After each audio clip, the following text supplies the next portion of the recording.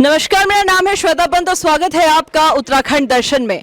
तो आज उत्तराखंड दर्शन की टीम हल्द्वानी शहर से नहीं, पनियाली गांव से आपके बीच में है, जहां पे हम आज बात करेंगे गांव की। आप देख सकते हैं मौसम, हवा, और आज आपको जो हम नज़ारे दिखाएंगे वो गांव के दिखाएंगे। गांव की परेशानियों की बात होगी, और जब बात गांव की करते हैं तो हमारे बीच में पनियाली से जिला पंचायत सदस्य के लिए मैम खड़ी हैं, उमा धपोला निगलटिया मैम। तो आपका बहुत स्वागत है मैम। सबसे पहले मैम विजन बताइए, सबसे पहले क्या विजन है आपका? मेरा जो विजन है वो मेन तो सड़कों की प्रॉब्लम है, ये सोलर लाइट्स की काफ़ी रिक्वायरमेंट्स है, और क्या इस पेयजल सबसे ज़्यादा प्रॉब्लम तो उसी का ही है। शौचालय की भी प्रॉब्लम्स आ रही हैं, जो हाट बाजार लगती हैं वहाँ पे शौचालय जो है वहाँ भी वो नहीं है, तो उनकी व्यवस्था भी करवानी है। और तीसरा ये जो मॉर्निंग में डॉक्टर्स की जो चिकित्सालय है वहाँ पर डॉक्टर्स की सही फैसिलिटी नहीं है। अगर मैं बन जाती हूँ तो उनका मैनेजमेंट जो है, मैं चाहती हूँ कि ग्रामीण क्षेत्र में जो है चिकित्सालय में जो डॉक्टर्स हैं, जो वहाँ का मैनेजमेंट है वो प्रॉपरली वर्क करे और कभी भी डॉक्टर्स की कमी ना हो। मैम हल्द्वानी बहुत डेवलप है, आप लोग सब यहाँ पे खड़े हैं। हल्द्वानी को बहुत डेवलप कहा जाता है कि गाँव के लोग हल्द्वानी में आ रहे हैं, फिर भी हल्द्वानी से कुछ ही दूर पे है पनियाली, बहुत ज़्यादा दूर नहीं है। फिर भी जो परेशानियाँ आप अभी बता रही हैं, पानी की, डॉक्टर की, ऐसी समस्या है जो पहले ही सुलझ जानी चाहिए। क्या आपको लोगों से भी यही शिकायतें मिल रही हैं? हाँ जी, जैसे मैं डोर टू डोर कैंपेनिंग कर रही हूँ 1 महीने से, तो मेन प्रॉब्लम्स हल्द्वानी में भी होंगी, बस ग्रामीण क्षेत्रों में जो है ये बहुत ज़्यादा प्रॉब्लम है। मेन तो सड़कों की जल भराव देखिए, अभी मैं देखिए जो पुरानी सड़कें हैं वो भी डैमेज हो गई हैं, और जो नई पुरानी कॉलोनीज जो थी वो तक अभी नहीं बनी है। जो नई कॉलोनी है, जो अभी नए जो बने हैं, नए लोग आए हैं बाहर से, उनके तो बहुत दूर की बात है। तो अभी हम आ रहे हैं, हमें को इतनी प्रॉब्लम्स हो रही थी कि कैसे हम लोग भ्रमण करें। तो सर क्यों नहीं बना है ये? पहले भी तो यहाँ पे जिला पंचायत सदस्य थे, पहले भी चुनाव हुए, क्यों नहीं बन पाया? जी, ये तो ऐसा है कि जो आज तक यहाँ पर जिन्होंने करना था, शायद क्यों भूल गए इसको। शायद मैं समझता हूँ कि उनको यहाँ की जानकारी का पता नहीं है, क्योंकि पिछले इलेक्शन में जो मैडम थी हमारे जिला अध्यक्ष, जहाँ से बनी है, हमारी जिला पंचायत बनी थी वो, तो वो यहाँ भ्रमण कार्य में नहीं आए, क्योंकि निर्विरोध जीते थे वो। जनता डोर टू डोर गए नहीं वो लोग। तो अब इन्होंने फिर दोबारा टाल ठोर किया, अपना जो है कि नगर पालिका से गांव की ओर आ रहे हैं, क्योंकि हमारे पास प्रत्याशी बहुत हैं हमारे क्षेत्र में लड़ने, गांव के प्रत्याशी, तो उनको मौका देना चाहिए। जो ग्रामवासी होगा उसको यहाँ की समस्या का पता भी होगा। तक कई सरकार आई, कई कुर्सियाँ हुई।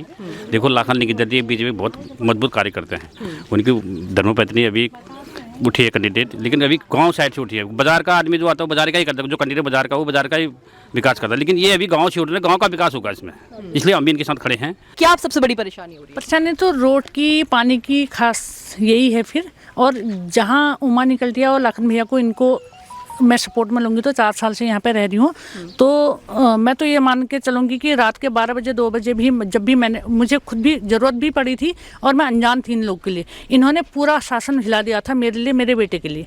तो जब मेरे लिए किया तो मैं एक अनजान सी यहाँ पे आई थी, दूर दराज से गाँव से आई थी, तो इन्होंने जब मेरा कोई संपर्क नहीं था इनसे, और मैं शायद इनका नाम सुना था, इन्होंने तो मेरी शक्ल बाद में देखी होगी, इन्होंने पहले मुझे सपोर्ट किया था। कितना कार्य हुआ है पिछले 5 सालों में? कुछ कार्य नहीं हुआ है, हमने तो देखा भी नहीं है उनको, हमने उनको शक्ल भी नहीं देखी है। हम कैसे कहें कार्य हो रहा? हमारी तो इधर प्रॉब्लम है, सड़क नहीं बनी है, नई कॉलोनी वाली पानी के बिना परेशान है, बिजली के बिना परेशान है, हर चीज़ के लिए हम दूर कहाँ जा सकते हैं? हमारे तो नज़दीक का ही आदमी सही ठहरा ना। हल्द्वानी से बहुत दूर नहीं है पनियाली, फिर भी इतनी परेशानियां क्यों हो रही है? क्योंकि इससे पहले भी यहाँ जिला पंचायत सदस्य रह चुके हैं, इससे पहले वाले, और उन्होंने आश्वस्त किया था पहले कि अगला चुनाव आपका होगा, और हम उनकी आवाज़ में हम अपना समर्थन वापस ले लिया था, और इस वाले चुनाव में उन्होंने ये कहा था कि हम आपको समर्थन देंगे। अब हालांकि वो नगर निगम में चले गए हैं, अब उनका यहाँ पर वास्ता नहीं होना चाहिए था, फिर भी अब जाने कौन सी है, या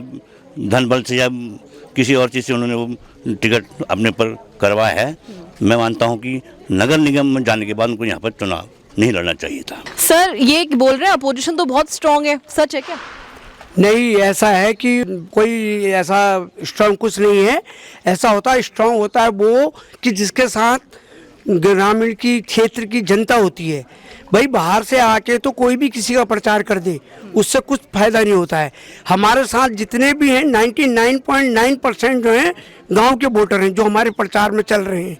आप खुद देख लीजिए, तो ये एक कहने वाली बात होती है कि उनकी स्थिति बहुत स्ट्रांग है, ये है, ऐसा कुछ नहीं है। वो तो अब जब वक्त आएगा तब पता चलेगा आपको कि कौन स्ट्रांग है कौन कमजोर है। पहले तो जो आपने एक क्वेश्चन पूछा अभी कि अपोजिशन स्ट्रांग है, पहले तो मैं ये बताना चाहती हूँ कि हम लोकतांत्रिक जो है डेमोक्रेटिक कंट्री में रहते हैं, बाय द पीपल और फॉर द पीपल की कंट्री है, समाज जनता के द्वारा चुनी गई सर, जनता के लिए सरकार। तो इसमें स्ट्रांग होने की वाली बात। अब मेरे हस्बैंड जो हैं, इनका व्यक्तित्व कौन नहीं जानता है, 15 साल से इनने भाजपा की सेवा की है। आप स्ट्रांग वैल्यू जो पूछ रहे हैं उसकी बात बोल रही हूँ मैं। हर कोई मेरे हस्बैंड का व्यक्तित्व जानता है, उन्होंने क्या कार्य किए, धार्मिक कार्य किए, सामाजिक कार्य किए हैं। अभी आपने उनका पूछे, ये जो मैंने बोल रही है कि तो ये हमें जानती तक नहीं थी। हमने रात को भी काम किया है, दिन में भी काम किया है, लेकिन बस ये है कि अपना प्रदर्शन नहीं किया। जो ये जिला पंचायत का चुनाव है ग्रामीण क्षेत्र का है, नगर निगम का नहीं है। तो ग्रामीण क्षेत्र में ग्रामीण जो है जितने जनता प्रति ग्रामीण के क्षेत्र के, आप उन्हीं में से सिलेक्ट कीजिए। मैं ये नहीं कह रही हूँ, मैं एक शैक्षिक मैं एजुकेटेड वुमेन हूँ। मैं ये है कि मेरे में कैपेसिटी है कि मैं एक अगर मैं बन के आ जाती हूँ तो मैं यहाँ पे अपने उससे मैं अच्छे वर्क कर सकती हूँ, क्योंकि मुझे नॉलेज भी है और अगर मेरे अपने हस्बैंड का मेरे पास अनुभव भी है, क्योंकि वो पहले जिला पंचायत और वह रह चुके हैं। उनके अनुभव के आधार पे मैं वर्क करूँगी। ठीक है सर, आप क्या कहेंगे? मैम ने आपको काफ़ी क्रेडिट्स दिए, काफ़ी आपके अनुभव की बात कही है। देखिए, चुनाव की जहाँ तक 2007-8 से मैं लगातार अपने चुनाव से जीतते हुए आया हूँ। पिछले 5 साल में राजनीति से दूर रहा, केवल इसी बात से कि हमें एक जिला पंचायत अध्यक्ष के लिए बोला था कि मेरी मिसेज पहले बोलती थी मुझे चुनाव लड़ना ही नहीं है। इन 5 सालों में हमने जिसको हमने मौका दिया था उन्हें हमारे क्षेत्र में भी, क्योंकि इस कहीं भी बने पूरे ज़िले के थे, उन्होंने काम करना चाहिए था। हम तो सोचते कि हम मौका दे रहे थे, दोबारा फिर मौका देते, कोई बड़ी बात नहीं थी। लेकिन इस क्षेत्र के लोगों की एक जो रिस्पॉन्सिबिलिटी उनकी, तो उन्हें रिस्पॉन्सिबिलिटी नहीं ली। तो लोगों ने हमसे आकर के कहा कि तुमने पिछली बार उनको मौका दिया, इस बार मौका मत देना, इस बार आप लड़ोगे, आपने काम कर रखा है। उस स्तर हम दोबारा से चुनाव, तब हम मजबूरी में चुनाव लड़ना पड़ रहा है कि अगर उन्होंने काम किया होता तो हम उनको दोबारा मौका देते। हम यही कहेंगे कि हमारे उधर पानी की वो कर दें और रोड सही कर दें, लाइट लगा दें रोडों में। कितने साल से इंतजार कर रहे हैं आप इन सब चीज़ों के लिए? 5 साल से हम यहाँ इंतजार, 5 साल हो गए हमको आए, कोई भी सुविधा नहीं है यहाँ पे।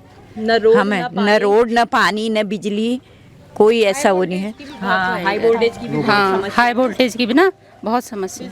हाँ, लो वोल्टेज की प्रॉब्लम रहती है। तो इसका कभी क्या, लो कभी हाई। तो क्या उम्मीद करते हैं आप यहाँ के जनप्रतिनिधि, अगर चुन के उमा मैम आती है तो कैसे कैसे काम करें?